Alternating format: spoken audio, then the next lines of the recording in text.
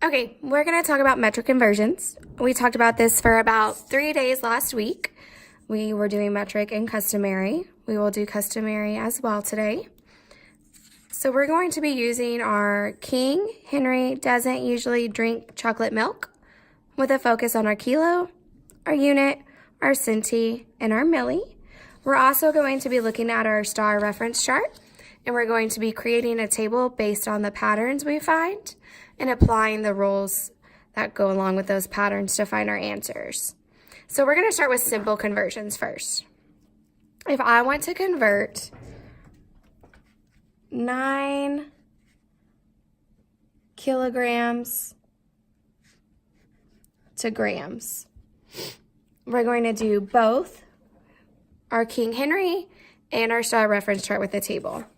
So I'm going to look at King Henry. Kilo, hecto, deca, unit. We're going all the way down to the right to our unit because gram is our unit. When we go to the right and down, the decimal goes to the right and down. If there's no decimals, we just add zeros. So I go down 1, 2, 3 times. So 9 is a whole number. So I go over 1, 2, 3 times. Every student knows that when you have these placeholders here, all you do is add a 0. 1, 2, 3. So that tells me that 9 kilograms equals 9,000 grams. This also makes sense because when we go from big to small, we multiply. Big to small, you multiply. Small to big, you divide. So we're going to also plug this, though, into our table using our STAAR reference chart to check our work. So my STAAR reference chart, it tells me that 1 kilogram equals 1,000 grams. So I have a place for my rule. I have my kilograms and my grams. So 1 kilogram equals 1,000 grams.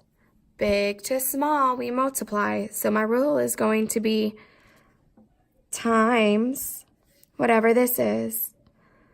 When you multiply 1 times a number, you get itself. So 1 times 1,000 gives you a product of 1,000. So my rule is times 1,000. Now I'm going to plug in the information we have into my table. So I now have 9 kilograms. I'm going to follow my rule of times 1,000. And that's going to give me an output of 9,000 kilograms.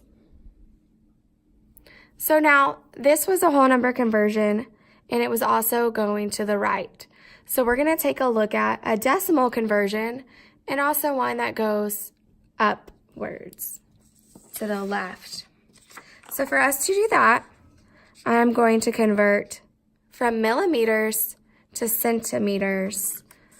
So we are going to convert 1 2/10 millimeters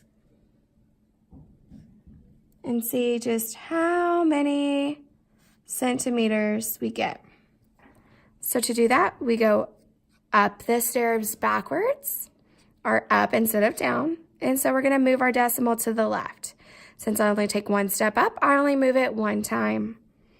So 1 2/10 going to the left gives me 12 hundredths centimeters.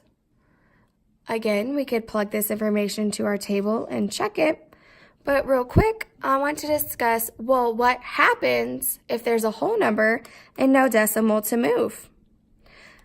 So to convert a whole number millimeter, we would say we're converting 6 millimeters to blank centimeters. So we're going to go ahead and move our decimal 1 step to the left. There's no decimal, so we have to add 1. Add a decimal, move it to the left. So now we have 6 millimeters equals 6/10 of a centimeter.